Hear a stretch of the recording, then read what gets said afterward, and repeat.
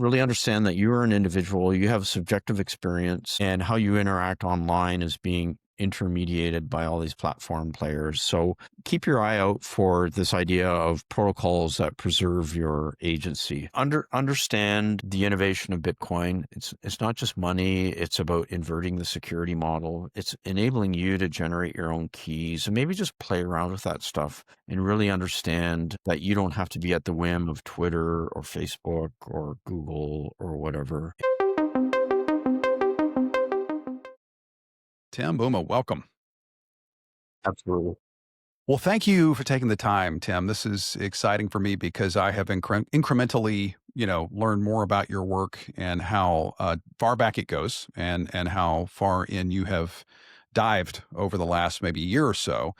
And so I'm excited to talk about the two worlds you inhabit, federal service in the federal government of Canada and your freedom tech work. And so what I would like to begin with is let's sort of lay that groundwork. You're currently, if I have this right, a senior policy analyst at the Treasury Board, while at the same time building Nostr Safebox, which is a wallet designed so, quote unquote, no one entity can shut it down, governments included.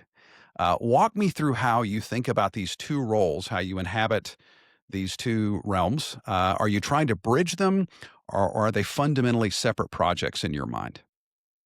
Fundamentally, they're together. I think the idea is that, like, at the root of the value of our societies, we value like the freedom of the individual, mobility, and you know, in Canada we have the Charter of Rights and on fundamental freedoms, and so at the end of the day, like our society does believe in freedom of the individual, freedom of thought, freedom of speech, and that sometimes that gets attenuated by like these institutional proclivities that kind of want to serve the government of the day. But at the end of the day, I believe that people have those values. And some of the discussion that we had just prior to recording, like there's like Canadians, just by virtue of our climate here, we have no choice but to be good and kind to each other. And like I grew up in a rural setting, dairy farm, immigrants, and that, and where we had to help each other and that. So at the end of the, we're, we have to look out for each other. So there's nothing, what I would No say. fundamental tension between the two, as I may have portrayed it. No, and it's always what do they say? There's thesis, antithesis, and then synthesis. Like a lot of analysis is about trying to understand what's fundamentally different, what's fundamentally the same, and going through that. And it's really about trying to understand things at a very deep level. As I said, like I was at Treasury Board Secretariat, central agency, kind of the same as the Office of the Management Budget, like issuing policy, doing oversight of like federal departments and agencies. I was there up until about 3.5 years ago. And then I moved into what's called an interchange position, which I was lent outside of government, if you will, to a not-for-profit organization called the Digital Governance Council that's been working on standards development and also setting up conformity assessment programs. So I've been circulating on the outside, so to speak, in the interest of Canada, of course, but kind of outside the bureaucracy to kind of help with institutional nudging just beyond like the blood-brain barrier. I love it. Yeah. The policy brain barrier. I don't know what that looks like. Yeah. Well, and on that note, you architected the Pan-Canadian Trust Framework for Government Identity Systems, which is quite a mouthful. Did I get that right? Yeah, like I did when I was at Treasury Board, like starting back in 2004, 2003. At that time, I had been like a management consultant, and they liked the work that I did.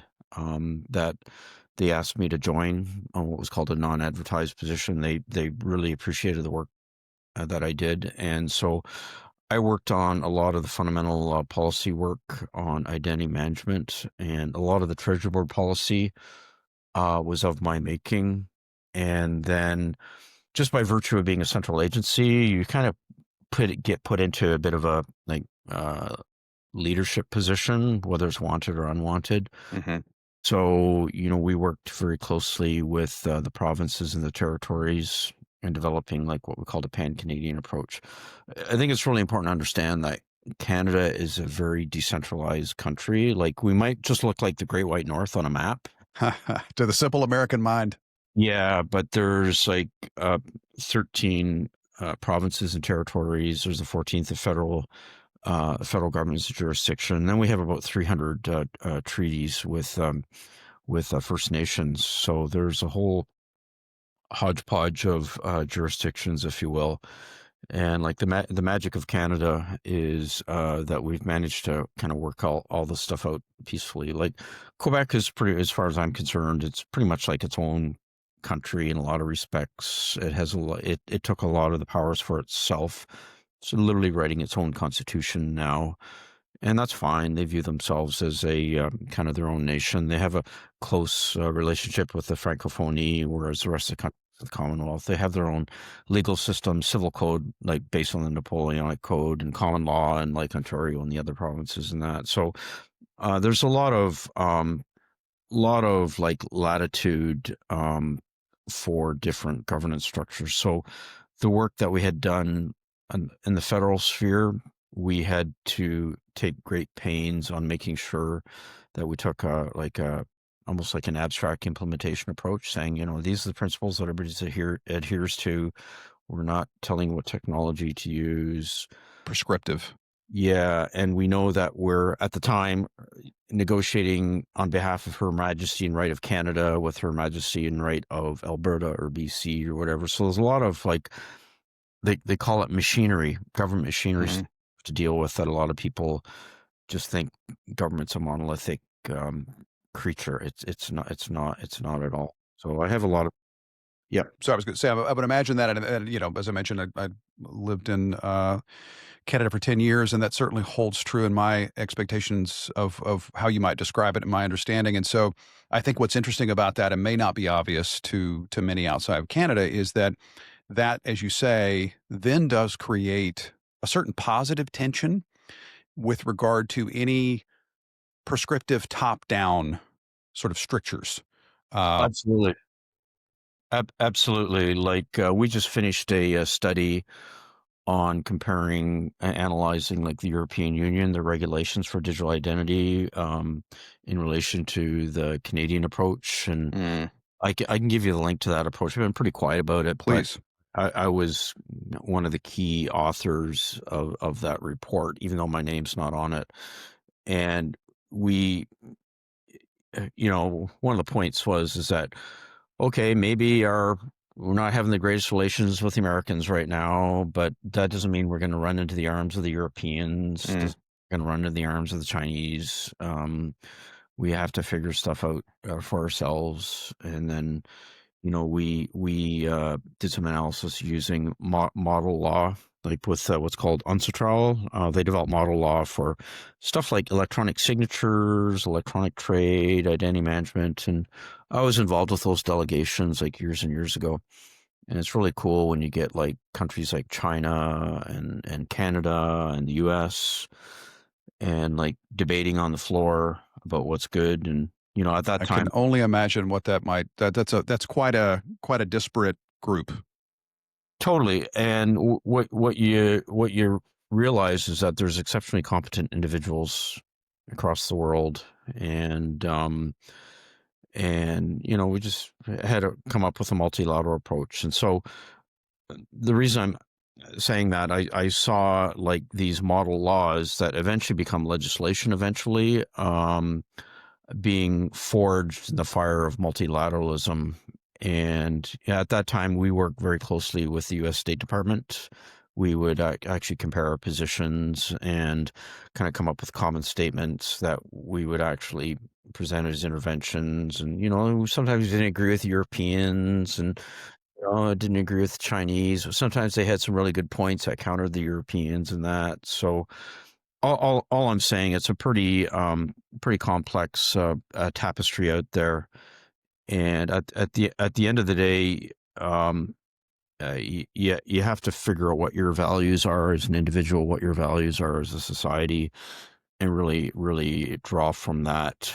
And now that's the approach I take, is that rather than jump on a political this or that position, is kind of really understand what's going on. And I've taken that to heart with the work that I've been doing, and not only policy work, but a number of years ago I said, well, let's kind of get back into the engineering. Like, I'm an engineer by training. So one thing I've learned is sometimes you don't discover stuff until you actually actively experiment. And that's where Nostr has been exceptionally enlightening, because it enabled me to kind of revisit first principles and say, maybe there's a different way of looking at this. Well, and And in fact, on that note, so you're building Safebox on Nostr, Bitcoin, Cashu, and we'll get into that. It is inherently without central authority, and so I think where you were headed, Tim, if I may, is what has working inside the government taught you about why centralized architecture, as accommodating as the process you have described is, why does that create problems that can't be fixed with better policy in your mind? If um, if you'd agree with that. there's a couple of questions there. So centralized bureaucracy is a fairly recent phenomenon. It's only been around for 200 to 300 years, maybe a bit longer. Really, the rise of the modern state. Like, really, it was Napoleon that really invented the our notion of the modern state, where he standardized like uniforms, language, gun training, and that, and was able to mobilize like at scale, if you will, and good or bad. But Right, right. really, the notion of the modern state it came out of what Napoleon kind of operationalized. And that worked fine with the industrial era. It worked fine with the paper and telegraph era, and then it worked fine like with like the colonization, and that like it was easy to project power, and it worked well it worked well with the US, like post WW2, with like it was kinetic projection of power with the Blue Water Navy, and that, and all that stuff worked well.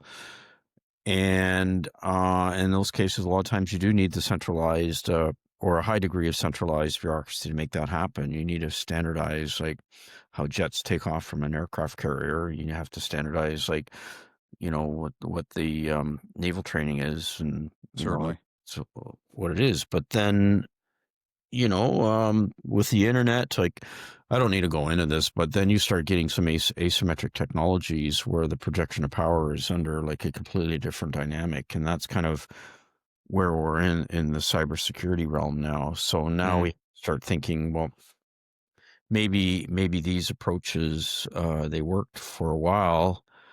Um, and they still work, but in the new environment, maybe we need to explore some different approaches. And I think probably you've seen, like, we'll probably get into the detail a little bit later. Like, I've been exploring like some like key theories, like Shannon's information theory, and then I came across some Mark Burgess promise theory, and then the other kind of reading tear I went on with Douglas Hoffman with conscious agency or conscious realism, and just kind of looking all that stuff and just saying, okay, maybe I can actually come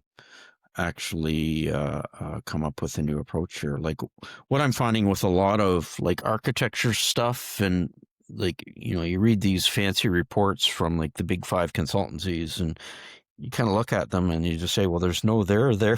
There's nothing behind it. As But is often the case, right? They're not being paid to give answers. They're being paid to protract the yeah, program. yeah. So, I've been in that game. I used to write those kind of reports. Sure, I sure. know exactly what it is. I kind of know what the strategies are, and you I always know, look at them as paid discovery in a sales process, but that's another discussion. Well, let me, and I do absolutely. You touched on it. I mean, we're gonna dive right next into architecture and trust. I think that's crucial. Um, you touched on something I want to draw out a bit. So the interchange program that you referenced does give you perspective from both sides, though you had it before. It certainly puts you in a place to straddle that fence. Similarly, what does each architecture reveal about the limitations of the other? What can government systems do that permissionless protocols can't? We talked about the opposite. So, you touched on this with a certain necessity of centralization. So, what might freedom tech and builders in that realm learn from your experience in government systems? Yeah, like I don't see it's a dichotomy between centralization and decentralization. It's actually taking advantage of the technologies and understanding how they would create what I would say new institutional capabilities. It really hit me last year when my wife and we went out for a trip out west, and we were in BC, and we went to this like ghost town called Three Gap Valley. It was a railway town, and like close by was kind of, you have the Golden Spike in the US, and we had the last spike in Canada.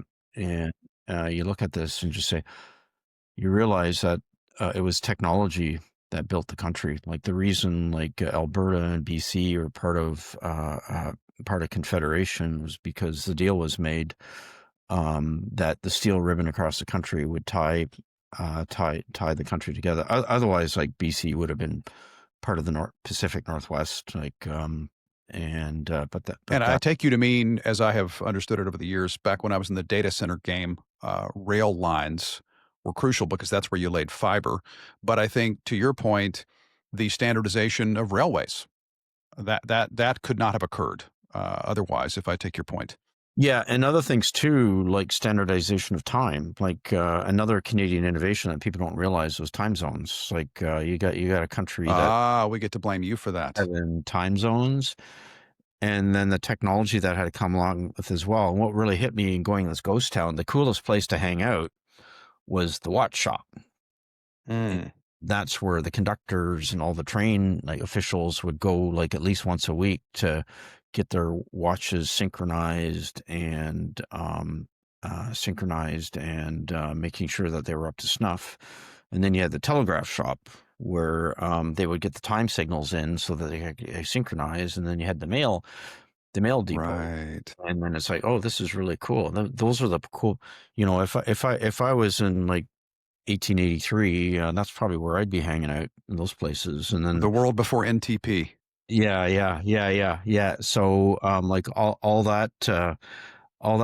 So the point is that it's not about centralization and decentralization. It's about coordination. Like you have these single track Right. single track railways, and so you had to be pretty good with time because you don't have two trains like hitting each other. And then if you ever have a chance to go see like Rogers Pass, which the pass is the highest point over the Rockies, like the first generation of trains had to do this loop to loop because they couldn't do the grade, and then finally they tunneled and they got through. So okay, what's the point I'm making is that you see this amazing engineering that was happening like 150 years ago, and it actually affected the fabric of the country and the institutions that we have. And so that's the same approach that I'm taking as well. Is that there's some new capabilities like stuff that's been around for like 40, 50 years, like asymmetric cryptography, symmetric Right. cryptography, hash functions, etc. So we're in this new digital realm, and it's really trying to understand that very deeply at a fundamental level, and kind of take away all that hullabaloo of like the tech bro language, that Mm, stuff I don't even still understand, and really try to get down the fundamentals and just right. The primitives.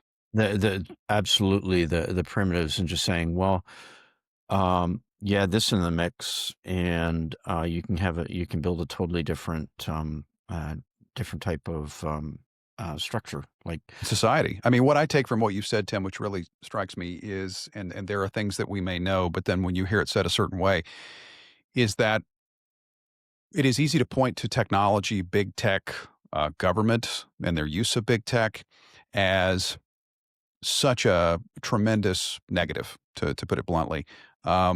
But what I hear you say is that given enough time, so much of our culture, our society, is downstream of standards and technology which applies those standards. Clearly, we have to steward them in the right way. But I take your point, which is that it is not so binary. Um, let's look at what has come and could only come from standardization protocols and the application of them. But let's be patient. Did I get that roughly correct? Yeah, and it's always like it's like people like to bang on government saying, "Oh, they're so behind the curve," and that. But I've identified there's really sort of two wave functions, if you will. A lot of times governments do the basic research. They invest in like totally like defense research. Like you have ARPA or DARPA, what it's called. We have Yes, DARPA. Yeah, ERDC both. in Canada. We have like the National Research Council, and like they do basic research, like pretty wild stuff, and like the idea of like the idea of the smartphone, for example, like it literally came out of Canada because like a lot of the original research, the National Research Council, they figured, some of the later the digital protocols like that we're doing for voice in like the mid to late 90s, like the folks from what was called Research in Motion at that time. Motion. You read my mind, which Work, those who know RIM may not know that that's what it stands for, and it goes exactly to your point. yeah, like Michael Lazaridis and Jim Balsillie, but Jim Balsillie was more the business guy. But they kind of figured out, well, like there's this unused bandwidth here and nobody's really using it, so let's like try to figure out how we can jack it into doing email. And Right, right. that Let's do that's an arbitrage on yeah. some underutilized resources. And the other thing people don't realize is that Canada is probably the number one center, or Ottawa is one of the for like cryptographic expertise. Like, so for Yes. example, like the University of Waterloo, which I'm an alumni of, like mechanical engineering, like my contemporary, I didn't know him at the time, but Alfred Menezes was the one that started studying like all the elliptic curve cryptography and trying to figure Mm. that out. So literally, we were contemporaries like at university. I don't want to name drop, but No, do it. the idea Thank you was, for ECC. yeah. So, and then like the companies in town here, uh like my I'll say a family member works for one, like they're OGs. They know Yes. Whitfield Diffie Digital and Equipment Corp. The list is long. yeah, yeah. Well, and the application of that. I mean, let's then jump into architecture and trust. And so, Safebox stores eCash tokens as encrypted events on Nostr relays. That is, I think, technically precise but abstract, to put it mildly, for most people. Help me understand concretely, Tim. What can I do with Safebox that I can't do with a traditional wallet or government ID? Yeah, so the big aha moment I had was last September. Some of you might know I was invited to be part of the software engineering cohort, so I hung out with back June of last year. I was part of the second cohort, so I get to hang out with folks like Gigi and Pablo and those dudes. In And Madeira, Portugal, which is a yeah, nice bonus. yeah, and like I totally like um when the Cashu project came online, I think it was summer of 2022, I got completely fascinated with it. It was Callie that was really leading the charge on that. And so again, like I'm a first principles kind of guy. I went through and like hacked through all the math and made sure I absolutely understood from first principles what was going on with blinded signatures and that. And then, yeah, I started to hack the Cashew Mint because I started to. I, I'm on my third major iteration of my architecture now. Like the first idea was, If I just may, like, Tim, let me have you start, if you would please. Let's start with the why, how, and what for a non-technical user. So Okay. what is the, and you've written, and I asked this question because I've seen your answers in some of the copy you've written, which I think is terrific. I am, you know, a typical individual. I don't care about the details, but what I am looking at, I am facing, I think, in short order, is a choice between a government issued digital ID and something else. Help us understand why Safebox matters, how and what is different about it. Yeah. So the government issued ID is just a very small part of a larger ecosystem. It can be anything issued by anyone. Okay. Um, I had a very formative event when I was traveling in Europe after university. I had my wallet ripped off, and I think I was in like Finland, Tampere, Finland, or whatever. Mm. And I had to call home and have my parents cancel the credit cards, and that feeling of being ripped off just never never left me. Even when we travel to this day with my wife and I, we have this security protocol to make sure our passports are completely on our person, and our phones are secured, and that when we're kind of going in a travel mode. And so always in my mind was that I wanted to create a capability that if I absolutely lost everything, I could go to a computer in a police station or a public library, and if I had memorized like an access key, or had Hmm. written down like a recovery phrase, or maybe have like an NFC tag that was kind of sewn in the seam of my shirt tail, I could recover. And so the idea I was really working on was, I think it's called the Kirchhoff principle, where I wanted to create an architecture where everything relied on the security of that private key, and everything else was like superfluous um, to the security. As with Bitcoin. Yeah, yeah. Well, that's the key thing. Is like Bitcoin always described its big innovation. One of its key innovations was that it completely inverted the security model, that everybody self-generates their own key, and like the ledger is totally public, There is no and issuer. yeah, or the issuer is part of the consensus algorithm, Mm. and that's that. But it's like this publicly available register that's replicated, and if you have access to that, you can find out your balance and that, and then you have Yes, all these other cryptographic techniques. So I went, it is well, self-sovereign. Please yeah, continue. yeah, yeah. So I was saying, well, let's start applying that sort of philosophy to with some newer protocols like Nostr and Cashu and that. So just imagine if if you could actually, yeah, you could have it on your phone, like the application that I've built. Like I have a web-based application, but it actually works with. I've got it working with GetLB as well, and that. So the idea is, imagine if I could have a wallet capability that transcends my phone platform. Like the thing that I'm seeing now is, whether it's by design or just by convenience, is that Google and Apple are going heavy into the digital wallet, so they'll basically take that market over. Like why are you going to have an extra app like when you can just have it in your Google Wallet, your Apple Wallet? And governments are perfectly fine because they can lean on them for the app store. The platforms, I don't care what you say, they're compromised. Like They've they got distribution and UX. That's my contention, and that's what I assert is the best distribution and UX wins. Yeah, and the citizen's just going to go, yeah, whatever, and that's that. So the thing is that, um, I'm trying to figure out what a new architecture would be, where I've kind of separated. You have the key, the private key, and a corresponding public key. You have the code, which is open source and it's out there. And if you do it right, you don't put your keys in your code. And then the other piece is the data. And my first iteration, I was using my Postgres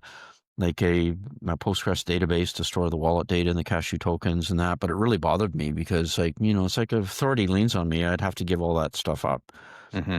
And then looking at the Nostr protocol, like NIP01 specifically, I realized like Fiat Jeff actually sort of unintentionally solved some like really gnarly problems that have been around for like decades.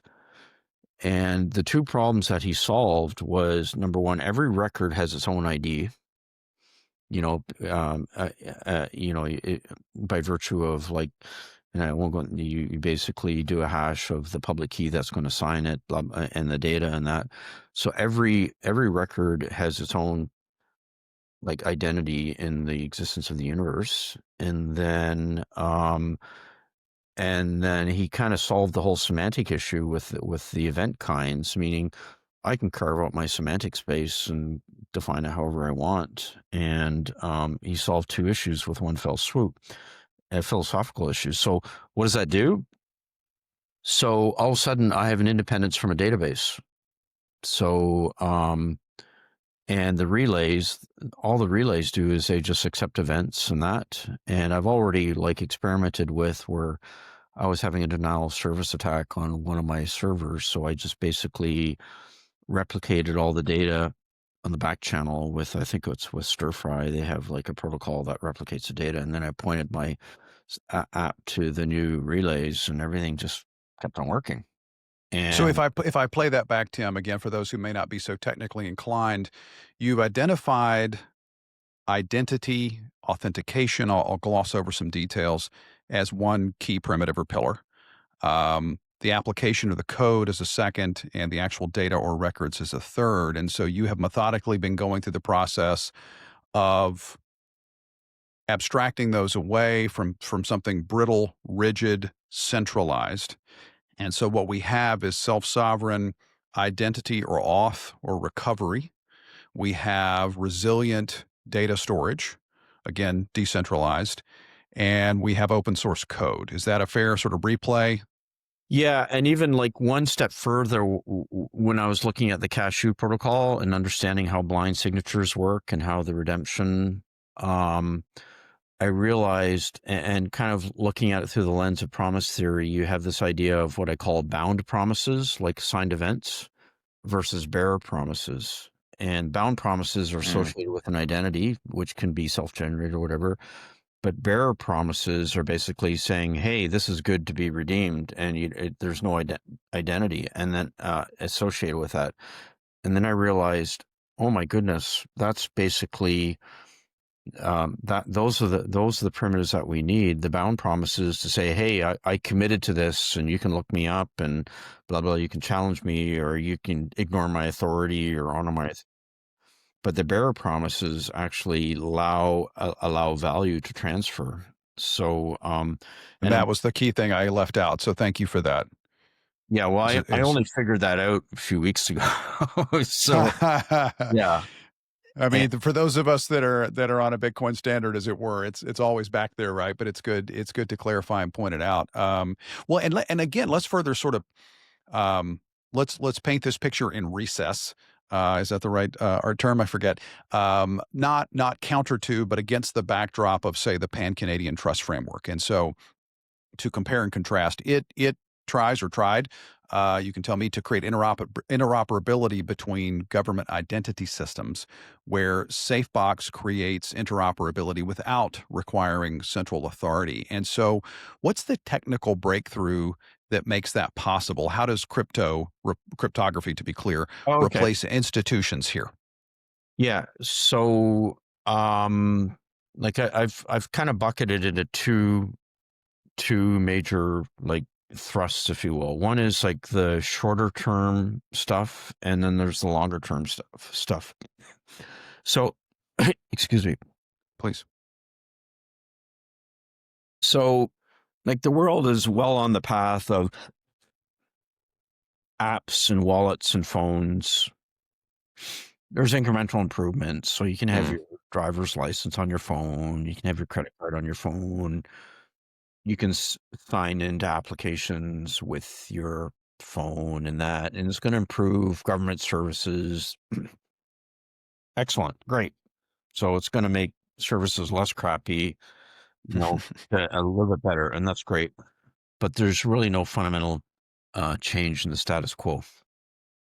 So just say, okay, incremental improvements, good. Like just celebrate the improvements, and that's kind of the mainstream stuff that I've been involved with. Is that okay? We're going to get these new apps, new capabilities.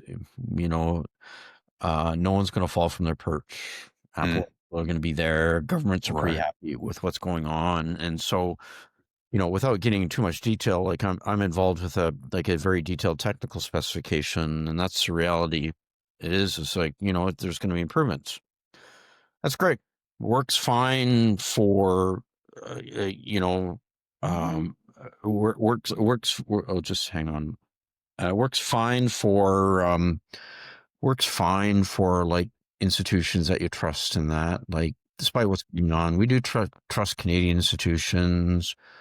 You trust American institutions, you trust European institutions, but there's going to be a time where you're going to need some capabilities that work despite governments, despite banks, and Right.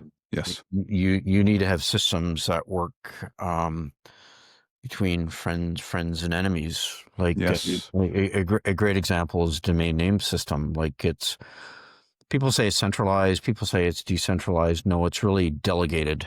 And I've done some work in that space as well. And like to the US, to its credit, really kind of nurtured the governance on that for the last 30 years into ICANN and IANA and that. And you got a system that, like, if you need to resolve a name from Russia or China, you can do it. They're not your friends or anything like that, but it works. And everybody, when they rotate those certificates, they basically have everybody's guns to each other's neck. Right. Done. There's a So handshake and pardon me, weaponry. yeah, Well, and so if we zoom then out, like what's help us understand and appreciate um not necessarily in the deepest of details, but cryptography fundamentally helps us replace, displace, reduce reliance on institutions in what ways? yeah. So like you're now you can rely on axioms as opposed to rules that can change at a moment's notice. And not so much an issue in our society, but hey, it happened in Canada when all of a sudden with the trucker protests, people were donating Absolutely. money, and then all of a sudden, boom, people got shut out of their bank accounts. So it's like then you realize how fragile your capabilities are. And we also have situations too where the banks are saying, oh, you did a transaction on a Bitcoin exchange, we're going to debank you. And it's like you've been a client for 30 years, Hmm. and then like people are being debanked and that. So What happens, and that's a great example. And again, not to hyper politicize everything, but let's look at the trucker protests. V2, if it were to happen, what would be different on Safebox, or rather, utilizing Safebox in its primitives? okay, so and again, not to get too technical, but Yeah, day in the life would be sort of my I think okay, would be useful. yeah. So you can make a private payment with 100% assurance that it can be tracked. And basically, what I've built the level on top of with Cashu, um, I can send you a payment. I can send you a blinded tokens, so they're untraceable and or unlinkable is probably the better word to use. And the other thing that I built, it's not obvious, is that I built a secure document transmission layer based on NIP 17, which is secure messaging. So I adapted that protocol to transmit events that look like they're coming from random public keys so there's just no way to trace it. And then they're instead of like Hide permanent. among the crowd. Yeah, they're ephemeral events, so they only exist for about 10 minutes or so. So if I send you a payment, we negotiate beforehand, I'm going to send you a payment, and then you better start listening on this line, and those tokens are going to show up and you better get them, because if you wait too long, they're just not going to be there. So I basically took the Lightning address protocol and added a few more introspection things to say, hey, oh, Lightning address. Well, let's just check to see if it's a Safebox address. Oh, it is. Okay. So instead of going through the Lightning network to send it, I'm just going to emit eCash tokens. I'm going to tell the other party to start listening on these relays for these encrypted messages, and then listen for 10 minutes. And once they get them, they'll get those eCash tokens. They just redeem them and add them to their account. And so what I did, like, maybe it's uncool to call it layer 3, but now I have like a payment layer that, if it's smart enough, that it doesn't even touch Lightning if it knows that the other address is Lightning. Well, And and I pulled a quote. I think this is a correct quote, which I thought was very to the point. Bitcoin is the asset, Lightning is the network, Cashu is the credit. yeah, yeah, yeah. So there are elements of trust involved. So at the Bitcoin, the asset layer, you're trusting the consensus that everybody is like agreeing to these rules. Lightning is a little bit different. It's like a penalty protocol. If you go into it, you're trusting channel partners to not screw each other, and Yes. motivated to maintain that channel. And then at the Cashew layer, you're trusting these mints for doing redemption, like IOUs. So if you don't like a mint, you can clear out your IOUs via Lightning and put them somewhere else. Mm-hmm. And so what we have, if I understand, then again, if we kind of frame it for those who are really, I love the jobs to be done approach, right? I have a job to be done. What am I going to hire to do it? And so unstoppable money, unstoppable communication, and maybe this is an awkward way to wedge it in, but a credit system with managed risk. And so again, if we sort of look at a trucker protest V2, where that to happen, we've got the ability to exchange value, to exchange messages, and to coordinate and conduct commerce without the ability to be tracked or stopped. Yeah, and I kind of boil it down to like there's 3 capabilities. One is private messages, like Signal's got that covered to a degree. Yes. Then there's I like the term of unlinkable payments. It has less of a baggage as untraceable, so it doesn't sound Fair. like money laundering. Like Yes. a coin is unlinkable. And then the third part, which I'm working on, is what I'm calling verifiable promises, and that's where a little bit abstract, but your government issued ID is a verifiable promise. Like, And actually, let me ask you, Tim, to start here. I think, though abstract, I think it's important. That's the reason I paused you. What is the real world equivalent? Rather, what are we porting to this network and these layers of networks that we otherwise do in the real world? so a great example, I've done a lot of work in like a digital trade documentation, like global shipping companies. They still do like bills of lading, warehouse receipts, and everything is all still done mostly 90% by paper. Right. This is like Paper and fax. yeah, paper and fax. They're starting to move to electronic trade documents, and there's some bespoke blockchain services that are kind of doing the job. Out in the Far East, there's some very successful platforms. But the idea here is like a verifiable promise could be like what's called a title document. You hold it, you have the right to the goods. Right. And if you want to transfer it to someone else, they have the right to the goods. It is a bearer instrument, if we will. Bingo, that's it. So really trying to think that through of these, what I called bound promises. That my bound promise is that, hey, I'm Tim, and as per the government of Canada, this is my name, this is my passport ID, this is how you track me, these are my fingerprints, and blah, blah, blah.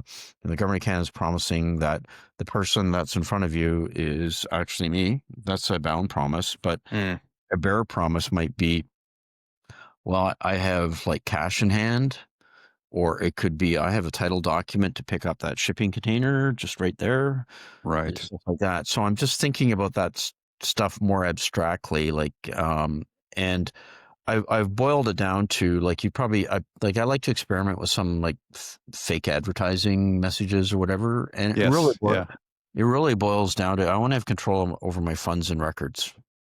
My funds could be in Canadian dollars, could be Bitcoin or whatever, but I have funds, and I may want to give you some funds and to carry out a transaction.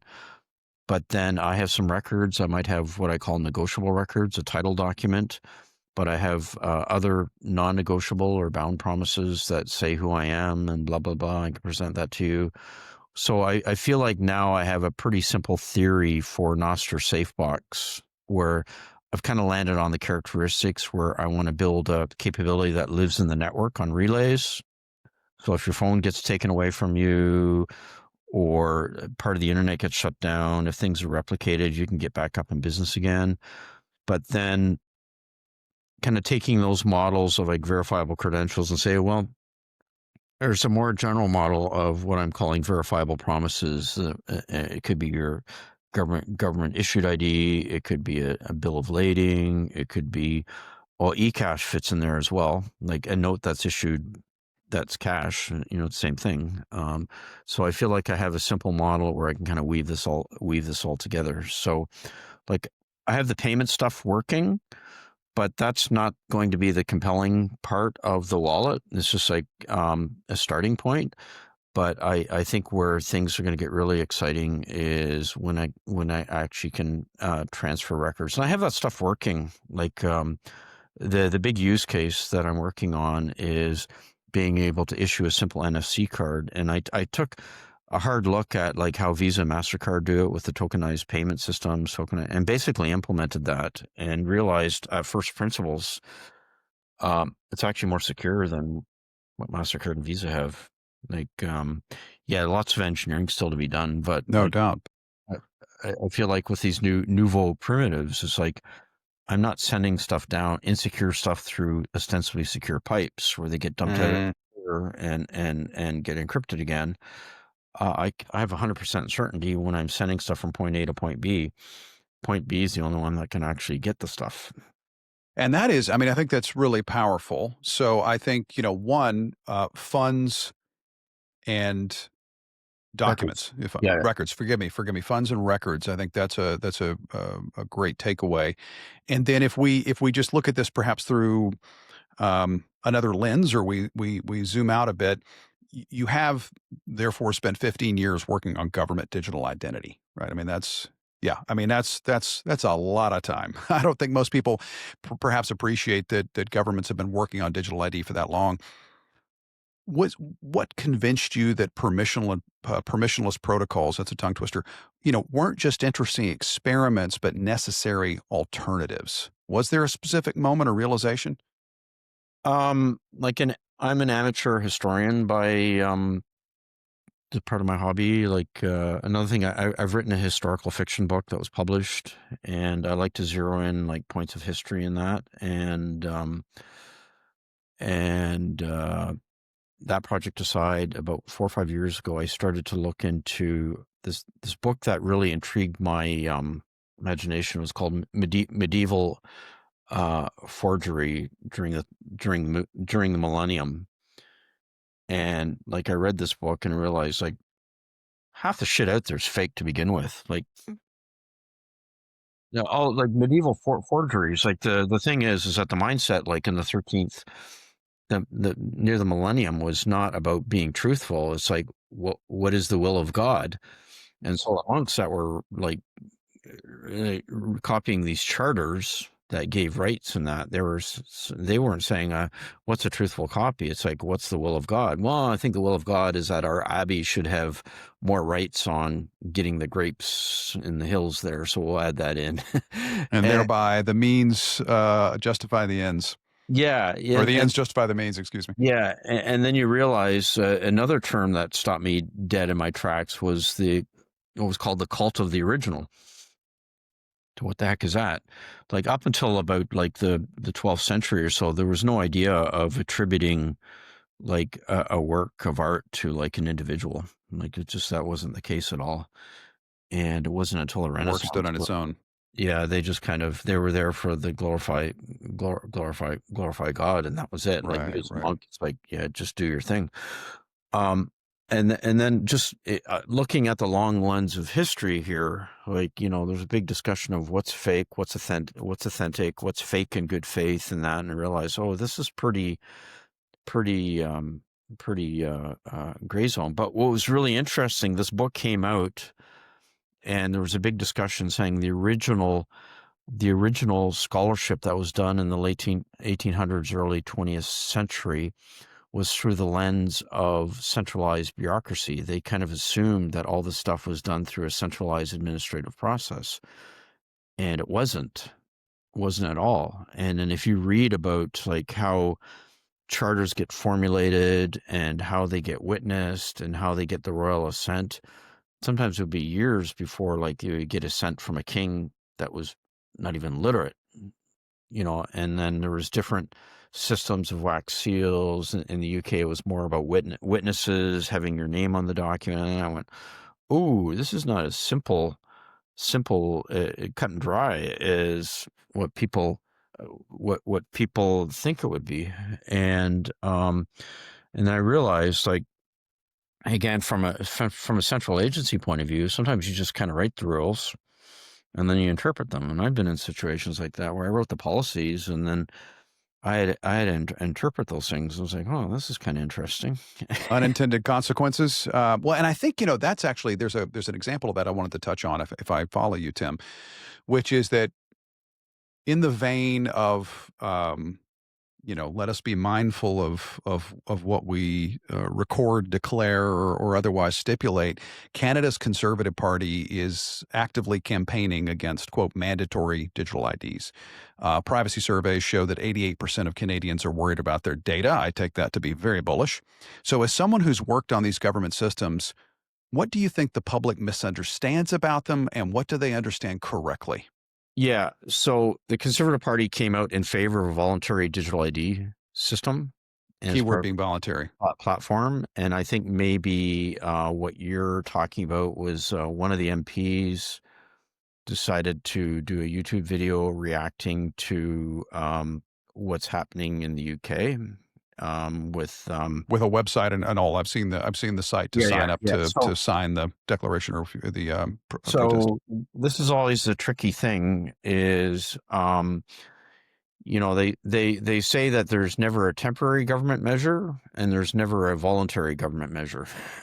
Right. Yeah, so I think that's what's happening is like I don't want to comment, but um Well, yes, and as but I say, I think what I'm curious particularly about is let us assume that this what is the right word? It's a campaign. Let's assume this campaign is informed by a constituency.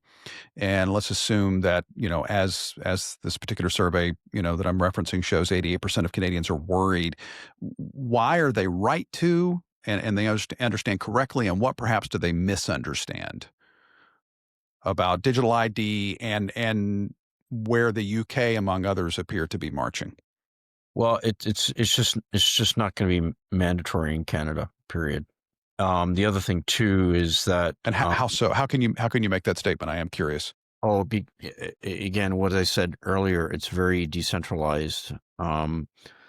It's probably like different in the UK. There's really only two levels of government. There's federal and basically the town councils, and basically the town councils pretty much exist at the leisure of the federal government. It's not like that Mm. in Canada at all.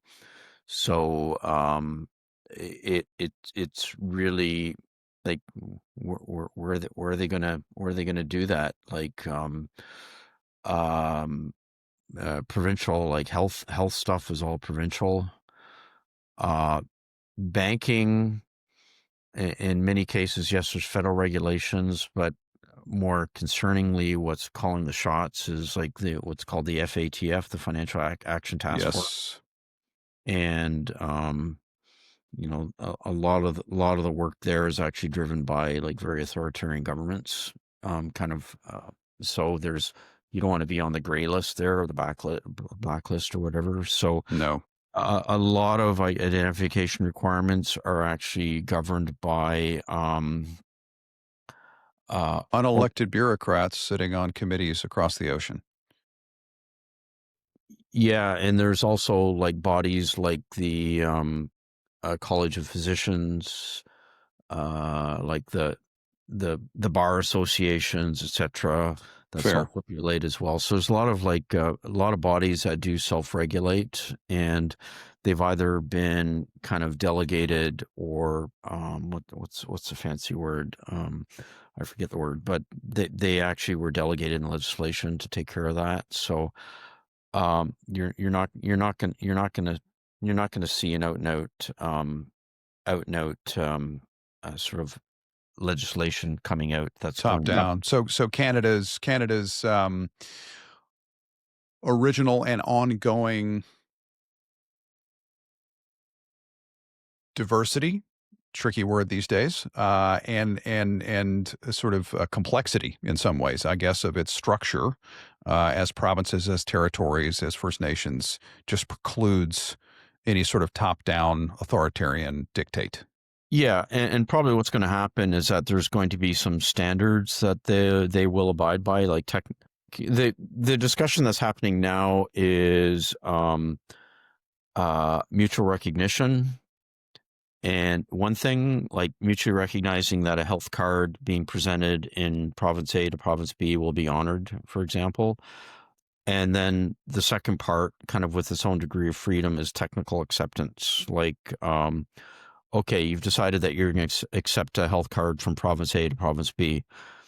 That's great. Ministers sign off on that, and that's good. So, but the technical acceptance might be, well, one province is using this protocol here and this presentation method, and we feel good about that. We'll accept it. And it's a much more involved technical discussion, but it's not as momentum as the mutual recognition. So I think if Right. we at the governance level, we say yes, we will accept. Like if you're Canadian and you end up being hospitalized in like you're from Alberta, you get hospitalized in Quebec, you don't have to worry at all about expenses or anything like that. Eventually, it will all go back to the province of Alberta, whatever. But when you show up in the hospital in Quebec, you're just going to be taken care of. Period. Okay, and then the fact is that well, whether it's a paper card, a plastic card, or uh, a card that's on your phone or whatever, like that's a separate discussion entirely. Well, I think so what's powerful about that, or particularly poignant about that, if we contrast this scenario in which, setting aside private versus public insurance and all that good stuff, where it is honored versus digital ID and CBDCs, where there is no option to trust. You will use it if you want services, if you wish to exchange value. And I think that's worth calling out is, and Godspeed to Canada. I hope this does play out where this is a opt-in, standards-driven program for efficiencies and hopefully other sort of positives, as opposed to a draconian top-down. There is opt-in or there is be left out. Yeah, yeah, it's very very very pragmatic with immediate value, and it's the same thing with the whole CBDC discussion. The Bank of Canada had done quite a bit of work. I know that research team there quite well, and kudos to them. They came out with a report about a year ago just saying that Canadians just don't want it. So they basically stood down their research team on Yeah, it and just fantastic. kind of realized it's just not going to happen. And now there's discussions around stable coins. They're not necessarily in the center of that discussion. That's more of a payment rail Sure, discussion sure. that's going on. In contrast, like the European Central Bank just seems to be like scared of their shadows, and they're trying to double down on this, saying how great this stuff is going to be. Absolutely. And it's like, in Canada, we just said, yeah. Canadians just don't want it, period. Yeah, which I think is classically Canadian. It's so great. Well, and let me ask you this then, Tim. We fast forward 5 years, and that may sound like a little, but in on a technology landscape, it can mean a lot. Where are we with regard to government digital ID, Safebox? What does the winning architecture look like? What are you betting on in terms of within Canada and perhaps elsewhere?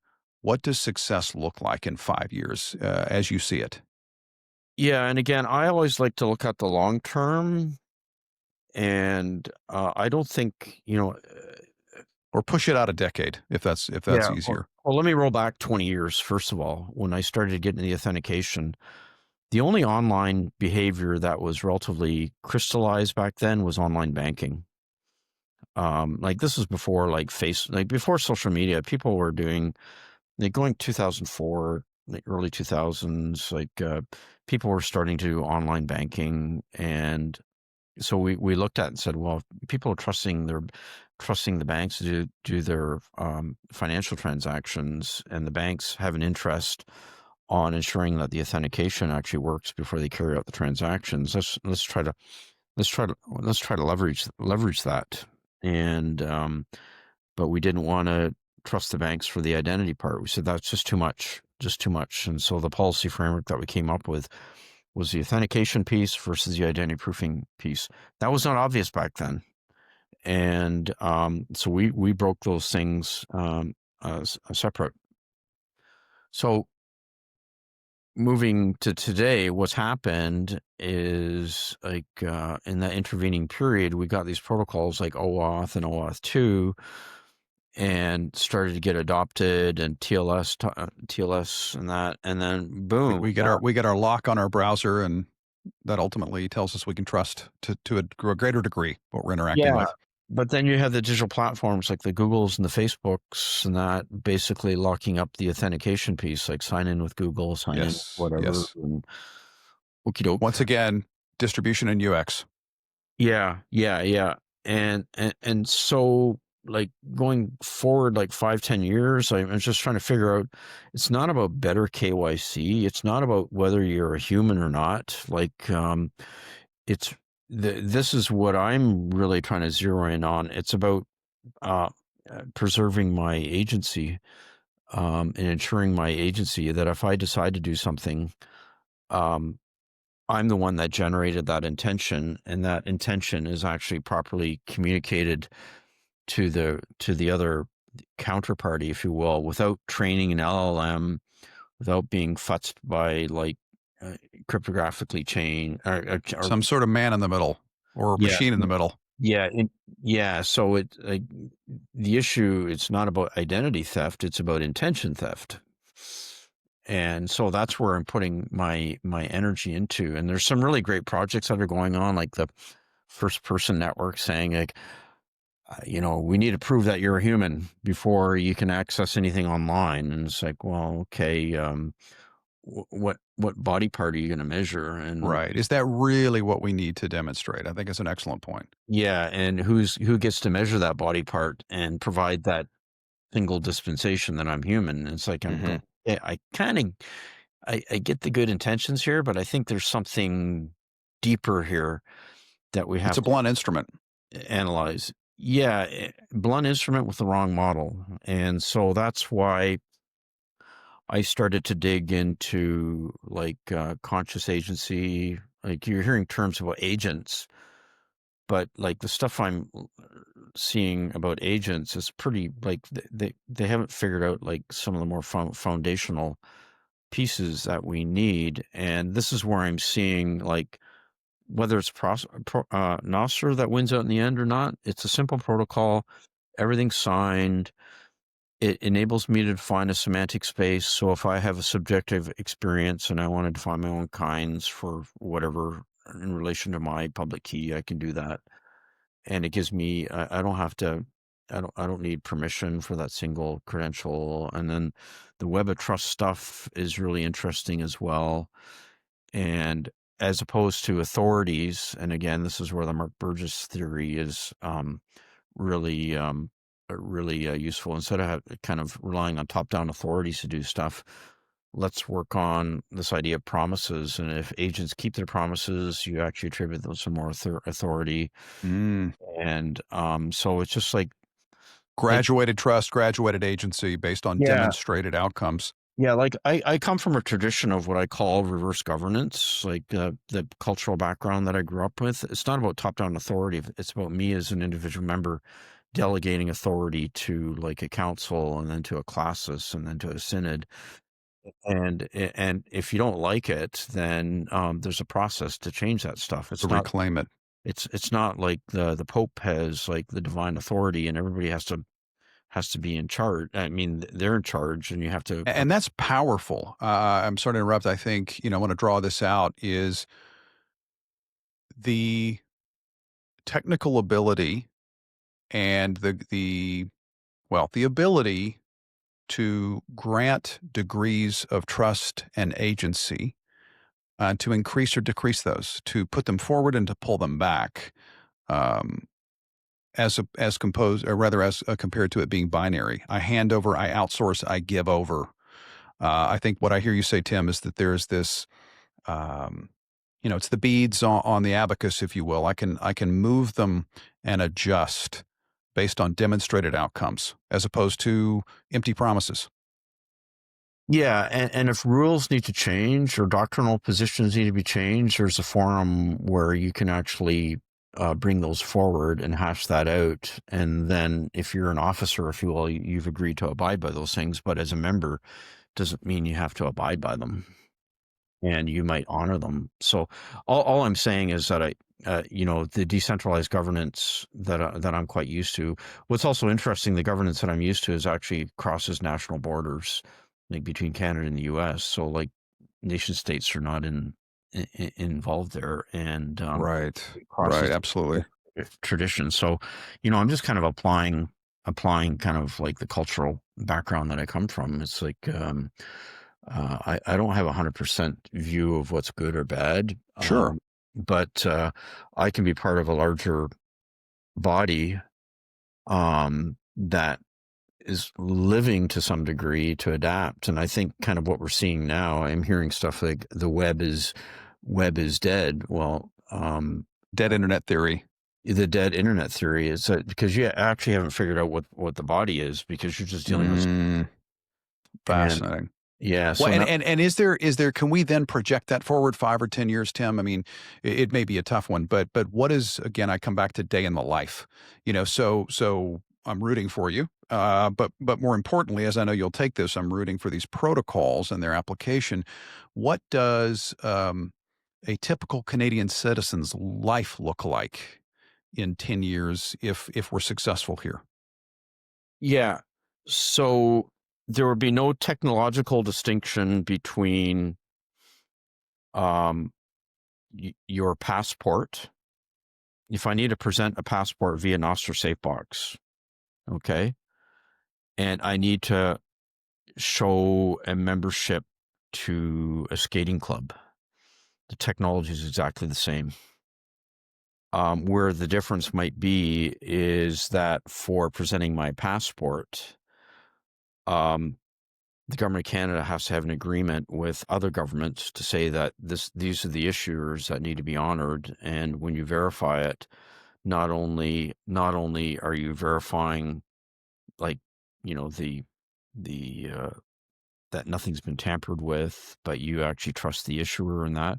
And there might be a few additional requirements that we need to capture a biometric digest at that time from your wallet, facial recognition, and map that against to what was issued with that passport. And that might be good enough for a passport, but like for a gym membership or a club membership, it's like all we need to know is that the name is yours and the expiry date, and that it was issued by the gym club, Mm. and look up that the gym club signed it. It's legitimate, Or, and or rolling into a pub, it's that you're of age. I don't need to know your name, your birth date, all these things, just that you have this attribute that can be verified. yeah, and it's hilarious to see the sort of the gaping holes that are out there. For example, I had to go to a medical specialist for something, and it was thank you very much, and then they sent me a PDF of the report, and then they said, oh, and we faxed it to your doctor. I mean, yeah, same here. Just boggles the mind. Boggles Yeah, the mind. but Um, those are the systems that there's lots of improvements that could be made. And I was looking at that and saying, well, just imagine where you could say, well, I could send that record to your Nostr Safebox, then you have it online. If you lose your phone, you still have the record. If you want to send that record off to your doctor or whatever, they can actually check to see the public key. They can like check the payload and that. And it's just like integrity, attribution. yeah, yeah. So I see an infrastructure like the internet, like the genius of what Vint Cerf invented was the idea of this address space that was hierarchical, and it was an internet packet that has its own address and self-address, and it can figure out where to get in the network and get from point A to point B, and then the abstraction of the gateways and that. So it's like, Without well, explicit coordination. yeah. Why can't we do that with self-signed records? And then without explicit coordination, and then when I receive it, I'll decide how I'm going to trust that record. Yes. And if it's a passport record, I'll do extra stuff. If it's a doctor's note, maybe I'll do a bit of a different stuff in that. One of the problems I started to put my finger on with the advanced models of what's called the whole issuer holder verifier model with decentralized identity is that, well, you're giving the issuer special privilege and you're giving the verifier special privilege, and me as the holder, I don't really have anything. I'm subject to those issuers and verifiers, and then the Yes. vendors are saying, yeah, this is great. Like, I'll collude with governments, I'll get contracts with them, I'll be the trusted issuer, I'll be the trusted verifier. And I looked at it and I said, okay, there's an incremental improvement there, but But at what cost? the status quo has not changed at all. Right. Right. And And, what unintended consequences or risks or threats have you injected into yeah, into these fundamental human to human encounters and exchanges? yeah. And so the idea is that if you and I and maybe someone else, we want to create a club and create verifiable promises or records or whatever, I don't want anybody to get in between. Right. And what a radical idea that is these days, right? That it has been that way and it should be that way, and we need to get back there. Yeah. And a lot of society was organized quite well along those lines for centuries, if not millennia. And again, like my wife and I have traveled a lot. Like we went to India like early in the year, kind of learned about the trading routes and like the Jains who managed Mm. routes and that, and realized, this is nothing new. And sometimes just say centralization is a bit of an anomaly, and kind of look at what happened in the early 20th century with centralized bureaucracies, right? Yes. Well, and I And think that is, I mean, you're drawing an arc, which I think is really interesting, and I believe perhaps ultimately the takeaway here is easy for folks, myself included, to look at centralization and say bad. But I think, what you've reminded us of is that a certain degree of it is necessary, if nothing else, than to land on standards and protocols and handshakes and means of agreeing to do things in ways that are productive and constructive within a society. However, centralizing forces tend to ever greater centralization emerges from them. And now what we have with Bitcoin, with Nostr, with Cashu, with these protocols is the ability to get back to basics, to get back to facilitating communication, exchange of value, voluntary interactions, but to take these centralizing parties out of the loop, out of the process. Is that, do you think, a fair yeah, picture to paint? it's always trade-offs. Like, Trade-offs all the way down. yeah, like DNS, I'm perfectly happy with DNS. Some might argue as a centralized namespace, but hey, I have another project where I actually figured out how to expose like any npub looking like an ordinary DNS name and like pulling records, and it works. I've tested it and it works with the existing infrastructure. So it's like namespace names. Okay. I figured out how to work it in with the existing protocol.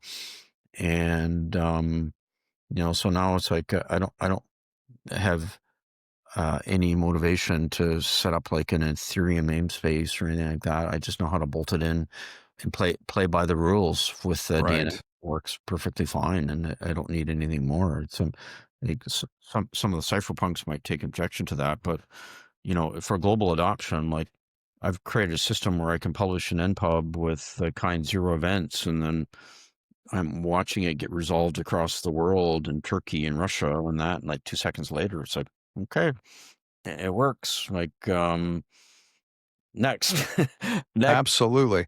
And I next is, think that, that's the message that I want to really leave people with for those who may be looking across to the UK or to other places where things are getting quite totalitarian. I think what I hear and certainly believe to be true is that the path is clear, if not simple. There will be a tremendous amount of work. There is a tremendous amount of work ahead. Um, but this option, this freedom tech driven, permissionless option and path is very real and very possible. Let's wrap up here. What's required at the institutional level, given your perspective within government, and the individual level? What's the message to those two audiences you would want to leave us with? well, think hard about what I call re-institutionalization. Some of the institutions that you've grown up with and take for granted may no longer be relevant.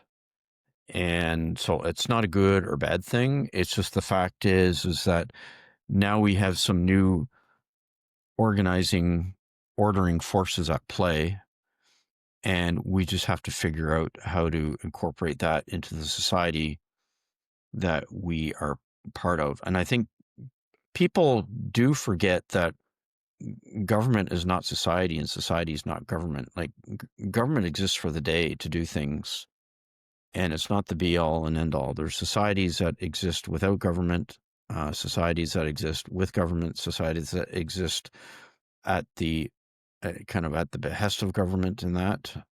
So I just say is that we just have to figure this out, and also like when you're doing innovation, I think this is a trap that Europe's falling into, is that they've kind of gone on this track of innovation through regulation, and so they're trying to figure everything beforehand. As soon as you regulate something, that means you're enforcing a status quo. You're enforcing like an existing line of thought, and there might be some little gem that comes along that realizes, well, we don't need this, need this anymore, and that's kind of what I'm doing. And the being part of the sovereign engineering cohort, like one of the ideas is build the future, like build something new, and then kind of figure out what the policy implications are. And I made it pretty clear that I'm going to these like in-person events and meeting with the new crop of cypherpunks, and kind of I'm seeing the future, and then I'm trying to figure out how to dial some of that back into into the present. And it's not like this or that or screw the state or that. It's Yeah, packaging, palatability, right? I mean, yeah. So like my main message is that we have to reinstitutionalize, and there may be some capabilities like the internet that exist despite the state, and don't make them automatically illegal. And I think that's what the Europeans are doing, is that if you don't follow their 1,000-page regulations, you're immediately get fined, and it's killing innovation. And I'm without doubt. seeing a lot of innovative spirit that's out there that is kind of just being like under the radar screen. And really, what I want to do is cultivate like a safe space. I've been in meetings with some government officials that say, "I'm an engineer. I'm not a bad guy." Okay. So I'm literally trying to figure out you know, the gunpowder's not bad. Somebody it just blows things up more efficiently. It's like how you weaponize it. That's a policy question. It's not a technology question. And then there might be something comes along. It's like these self-generated keys, the ability to be addresses and end-to-end encryption and that. And, I'm showing you can do payments that just can't be traced. What are you gonna do about that? You know, just and I've had responses saying, well, you're supporting the terrorists or Uh, it's like, come on. such a Yeah. lazy perspective and mindset. Yeah. I love the gunpowder analogy. I think that's really powerful. And then Tim, as we wrap it up for the individual, so as I will often say, I aspire to reach those in the bubble. They may be looking at what is broken. They may be thinking about what and who they cannot trust.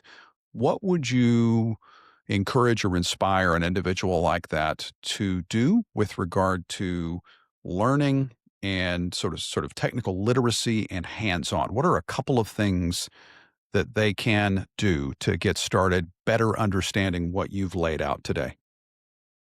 I I guess I've got some website stuff, but it's not really consumable yet. But on Well, even 101. I mean, what do you think is important for someone to begin to feel a little more comfortable with these concepts and technologies?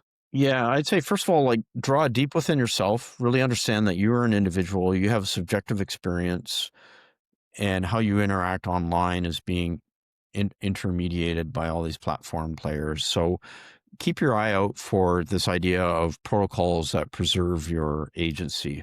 And like read up there's a 2-minute explainer that Jack Dorsey does on Nostr. It's really great to watch that. We can dig up that link and put that in I there. will do that. Absolutely. It's great example. Understand like the innovation of Bitcoin. It's not just money. It's about inverting the security model. It's enabling you to generate your own keys and maybe just play around with that stuff and really understand that you don't have to be at the whim of Twitter or Facebook or Google or whatever. And just be mindful of that. Like the other thing too is like LLMs.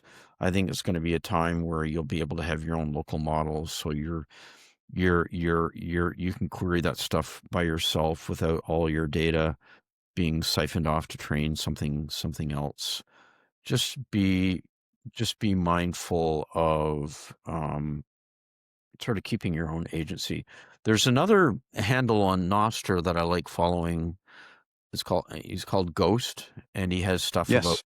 um, just maintaining your agency, and it's always good to read that stuff to say, oh, I don't think I can do that stuff, but at least I'm aware of how am I being tracked and deal in Agreed. my phone and that, and just I think kind of he's got a very practical, pragmatic take on those things. yeah, those things. Just read them and try to practice some of that stuff or be aware, and then yeah, like my Good starting goal. points. My goal with my project, I want to have something what I call pilot ready by mid 2026. I'm really looking to do something like in the health space, like a doctor accepting a payment and issuing a doctor's note or prescription And and not sending a fax. not sending a fax. Yeah. That'd be revolutionary. Yeah. Well, go ahead, please.